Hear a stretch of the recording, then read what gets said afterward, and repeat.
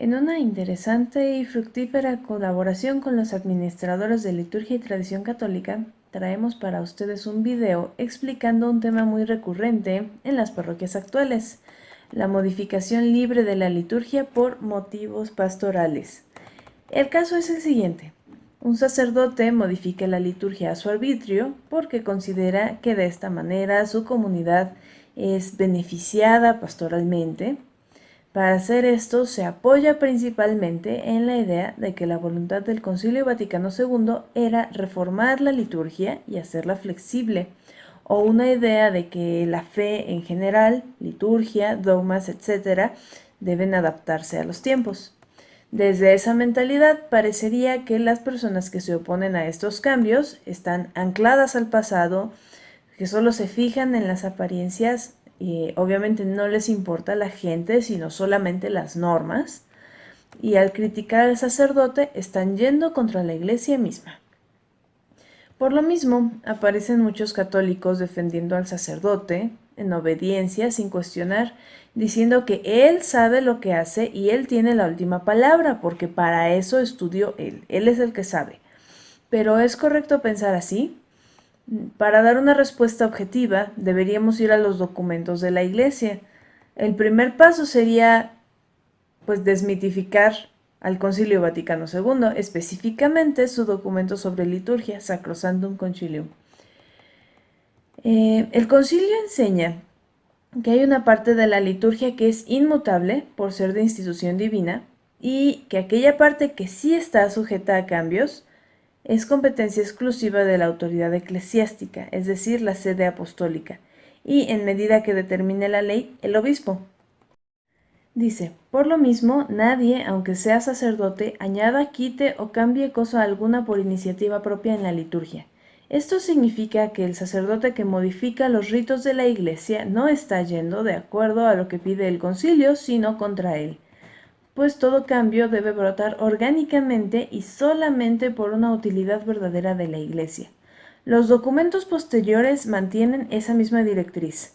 La Santa Sede es la que regula la liturgia, las conferencias episcopales pueden hacer algunas pocas regulaciones, pero estas deben ser confirmadas por la Santa Sede. Esto se repite íntegramente en el Código de Derecho Canónico 838. Además del concilio y del Código de Derecho Canónico, contamos con las instrucciones del dicasterio de la Curia Romana encargado de la liturgia, es decir, la que actualmente conocemos como Sagrada Congregación para el Culto Divino, antes llamado Sagrada Congregación de Ritos. Comenzamos con Inter Ecumenici de 1964, incluso aún antes de la clausura del Concilio Vaticano II, para aplicar correctamente Sacrosanctum Concilium. Ahí podemos ver que se pide que se observen las rúbricas y se ejecuten decorosamente las ceremonias. Luego vamos a Liturgiae Instaurationes de 1970, que dice con claridad que las adaptaciones de iniciativa privada ofenden la dignidad de los fieles y abren las puertas al individualismo en celebraciones que son de toda la Iglesia en comunión con la jerarquía. Repite que nadie puede cambiar, quitar o añadir nada a su arbitrio, sino que debe respetar el ordinario de la misa. La institución Inestimable Donum de 1980 hace una denuncia muy precisa del desorden litúrgico. Señala en primer lugar la confusión entre el ministerio sacerdotal y los laicos en acciones como recitación común de la plegaria eucarística, homilías hechas por seglares y distribución de la comunión por laicos mientras los sacerdotes se eximen. También habla de la pérdida del sentido de lo sagrado, pues se han abandonado ornamentos, lugares sagrados y gestos de reverencia y respeto al Santísimo Sacramento. En general se percibe un desconocimiento del carácter eclesial de la liturgia, pues se usan textos privados no aprobados y se abusa de la liturgia con fines sociopolíticos. Todas estas son falsificaciones contrarias a lo que la Iglesia, con autoridad divina, ha instituido. Y casi 40 años después seguimos sufriendo todos esos abusos. Y presenta las consecuencias. Se rompe la unidad, se genera inseguridad doctrinal y provoca escándalo y perplejidad en el pueblo de Dios. Los fieles tienen derecho a una liturgia verdadera, ya se han previsto las posibilidades de adaptación. Si se usan textos no autorizados, falta el nexo entre aquello que se ora y aquello que se cree. Seguimos con la instrucción más conocida por quienes frecuentan los debates litúrgicos en Facebook, Redemptionis Sacramentum de 2004, que hace el mismo énfasis en combatir las problemáticas litúrgicas.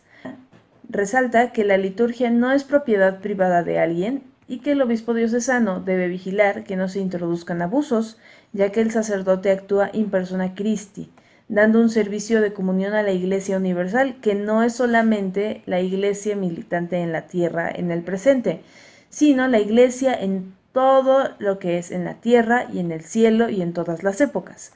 Hacer cambios es vaciar el sacerdocio de su significado.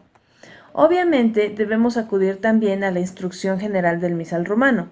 Por tanto, el obispo debe fomentar, conducir y vigilar la vida litúrgica y le corresponde, en primer lugar, fomentar el espíritu de la Sagrada Liturgia en los presbíteros, diáconos y fieles. Cada una de las iglesias particulares debe estar de acuerdo con la Iglesia universal en la transmisión íntegra de la fe. Se repite aquí, la ley de la oración corresponde a la ley de la fe. Volviendo al caso que presentamos al inicio, ¿puede entonces un párroco hacer modificaciones? ¿No se puede decir que es como un delegado del obispo? No. En primer lugar, el obispo no es un legislador, sino un guardián y garante de la liturgia. En segundo lugar, el párroco está bajo la autoridad del obispo, no en su lugar. Y si ya leímos que el obispo debe vigilar que no se introduzcan abusos, obviamente no puede ni debe promover tal cosa entre sus sacerdotes. ¿Y los pueblos indígenas? Si no se pueden hacer cambios libres por ser el párroco o el obispo, quizás sí se pueden hacer por motivos que no sean egoístas, sino por inculturación del Evangelio. Para ello, tenemos la instrucción Varietates Legitime de 1994 sobre la inculturación. En el punto 7 menciona a los países occidentales de tradición cristiana que llevan siglos de cultura impregnada por la fe y no necesitan mayor adaptación que la ya prevista. Si perciben que no es el caso en su diócesis, quizá podrían identificarse más con el punto 8. Hay países de tradición cristiana o no, en la que se ha establecido una cultura de indiferencia. Aquí no se puede hablar de inculturación porque no hay valores religiosos preexistentes, y lo que se debe hacer es insistir en la formación litúrgica, buscando los medios para llegar a la mente y al corazón. Énfasis en que debe ser un acercamiento no solo a nivel sentimental, sino también y en primer lugar hacerlo atrayente a la inteligencia. Todo un tema que me gustaría poder profundizar en otro momento. En fin, también en el caso de la inculturación, las adaptaciones no son por iniciativa personal, sino que dependen de la autoridad de la Iglesia y además no pueden ser transferidas a otra diócesis. El aplauso y la danza, se aclara, pueden tener lugar solamente si son expresiones de una verdadera y común oración y no un simple espectáculo. Otro tema de constante discusión, a pesar de que varios y conocidos prefectos de la Sagrada Congregación para el Culto Divino han insistido en que no son actitudes litúrgicas que puedan aplicarse a Occidente. Y hace una clara advertencia en contra del sincretismo religioso. Ni siquiera en apariencia es aceptado. Es decir, que no puede ser que objetos, vestidos, gestos y actitudes den a entender que las celebraciones siguen teniendo su significado pagano.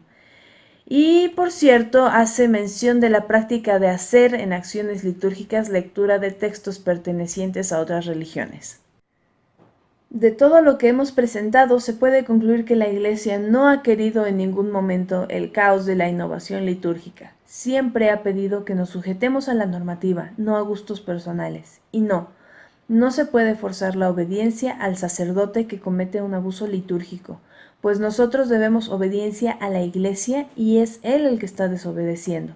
Los invito a no olvidar por qué se prohíben los cambios: individualismo, empobrecimiento e incluso posible invalidez de la liturgia y pérdida de sentido de lo sagrado, lo cual produce una corrupción de la fe a través de la manera en la que se ora, volviendo inestable la doctrina y la práctica de la vida católica. Lex orandi, lex credendi, lex vivendi. Ha sido un gusto compartir con ustedes y espero que puedan hacer llegar esta información a sus párrocos, conocidos religiosos y equipos de liturgia, pidiendo al Espíritu que prepare sus almas para que sean dóciles y podamos avanzar hacia una genuina unidad litúrgica en la verdad, en la belleza auténtica. Que Dios los bendiga a todos.